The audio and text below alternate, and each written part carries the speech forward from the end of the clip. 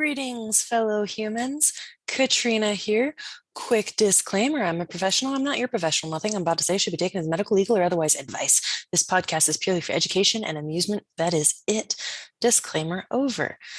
So today I thought I'd talk about what I don't know about flashbacks. Since I mentioned flashbacks last time and didn't actually talk about them, I thought I'd talk today about 13 steps for managing emotional flashbacks.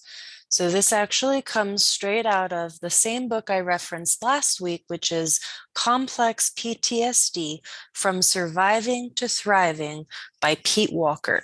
And I'm going to read today from page 146 to 148, which has in it the 13 steps for managing emotional flashbacks. And if you can bear with my reading voice, there's a lot of good information in this today. So the 13 steps for managing emotional flashbacks. Here we go. Number 1, say to yourself, I am having a flashback.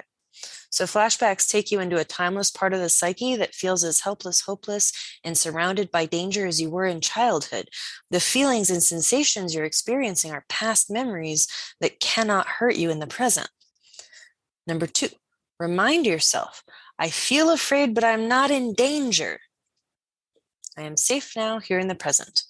Remember, you are now in the safety of the present, far from the danger of the past. Number 3, own your right/need to have boundaries. So remind yourself that you do not have to allow anyone to mistreat you. You are free to leave dangerous situations and protest unfair behavior. Number 4, speak reassuringly to the inner child. The child needs to know that you love him or her or them unconditionally, that he, she, or they can come to you for support, comfort, and protection when he, she, or they feels lost and scared. I added a couple words in there. But speak reassuringly to that inner part of yourself that some people call the inner child. That's the idea behind that. I like to tell people we cannot hurt ourselves into healing. So if we can talk a little bit nicer to ourselves, it can be a little bit more helpful. Number 5 for managing emotional flashbacks is deconstruct eternity thinking. So in childhood, fear and abandonment felt endless. A safer future was unimaginable. So remember, this flashback will pass as it always has before. Number 6, remind yourself that you are in an adult body with allies, skills, and resources to protect you that you never had as a child. Feeling small and fragile is a sign of a flashback. Just putting that out there. Number 7, ease back into your body. Fear can launch you into a heady worrying or numbing and spacing out. The way to ease back into your body, you ready for it? Gently ask your body to relax. Feel each of your major muscle groups and softly encourage them to relax. Tightened muscles send false danger signals to your brain. Another way to ease back into your body is to breathe slowly and deeply. Holding your breath also signals danger. Another way to ease back into your body is to slow down. Rushing presses your brain's flight or fight response button. Another way to ease into your body is to find a safe place to unwind and soothe yourself. Wrap yourself in a blanket, hold a pillow or stuffed animal, lie down in your bed or a closet or in a bath, or you can go take a nap. And I'll throw out there too, they have these really cool weighted blankets now. I don't know where to get them, probably Amazon or some other big box store. You can just Google it, or DuckDuckGo, whatever your preferred search engine. On a total tangent, I recommend using a variety of search engines. Google is not the only thing out there. And Ask Jeeves, I don't think is around anymore. That one wasn't that great. That was a big tangent. Back to how to ease back into your body from a flashback. The last way is to feel the fear in your body without reacting to it. So fear is just an energy in your body. It cannot hurt you if you do not run from it. Number 8, resisting the inner critic's drasticizing and catastrophizing.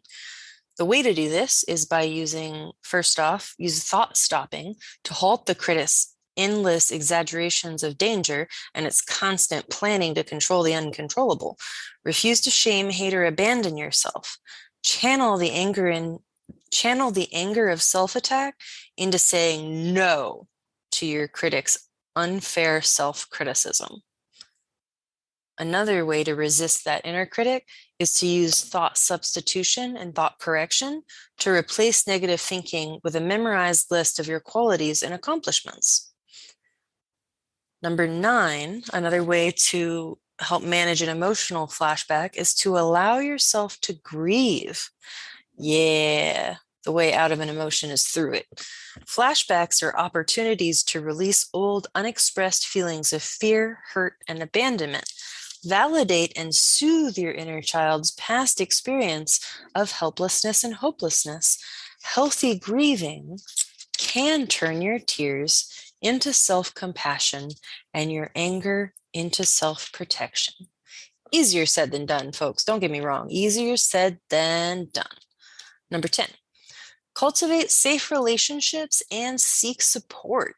Take time alone when you need it, but don't let the shame isolate you.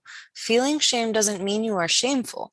Educate your intimates about flashbacks and ask them to help you talk and feel your way through them.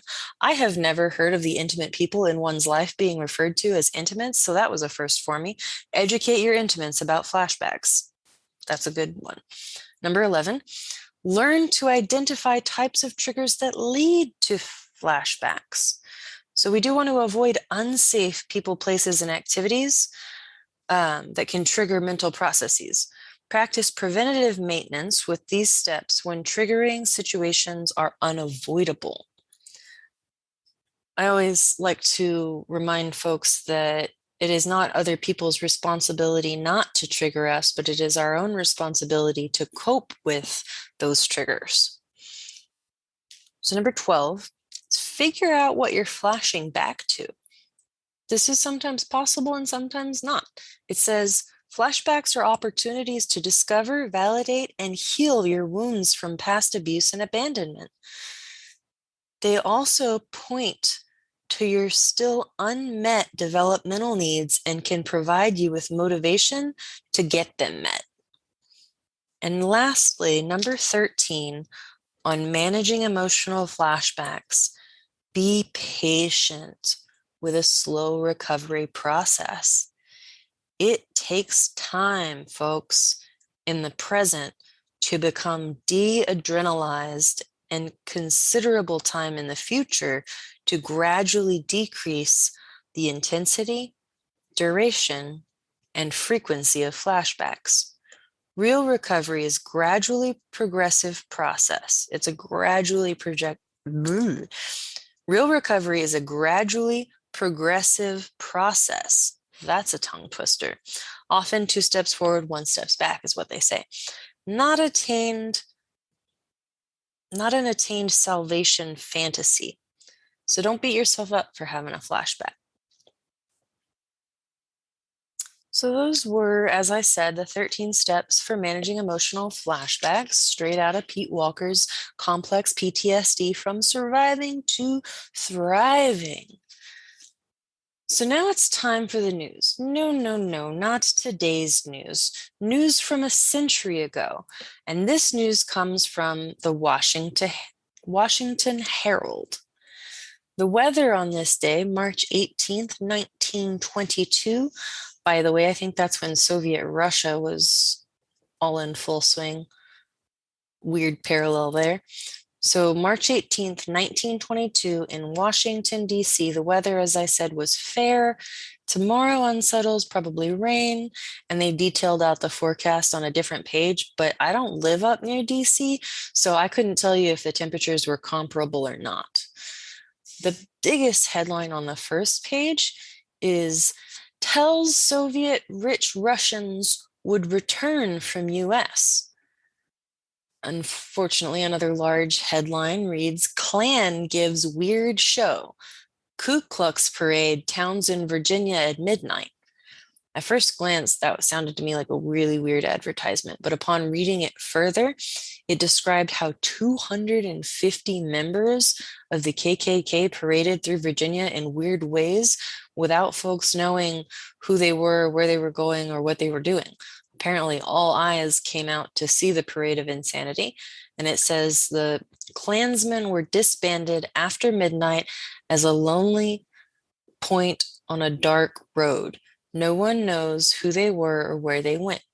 I thought that was creepy AF. Ew, okay, time for another story. On another page, it reads, 2 more movies will open today. Apparently, the government had shut down not 1, not 2, but 8 theaters due to a lack of, this is a quote, lack of fireproof equipment or structural faults. So basically, it was real dangerous in there. If there was a fire, it wouldn't be good. So they had to make a bunch of alterations before they could reopen. And in this article, I think 6 of the 8 are now officially reopened. And 2 of those, their permits for the alterations only last through the end of like April or so. So they're going to have to make even more alterations. Yay for the government helping us keep things safe. So we'll end the news on a happy note. This headline reads, Dog decides who owns him. That caught my eye immediately. So this dispute over dog ownership actually went to a courtroom. And in that room is when the dog recognized the woman involved in the dispute. It says he nearly broke his leash. The dog was pulling so hard to get to her.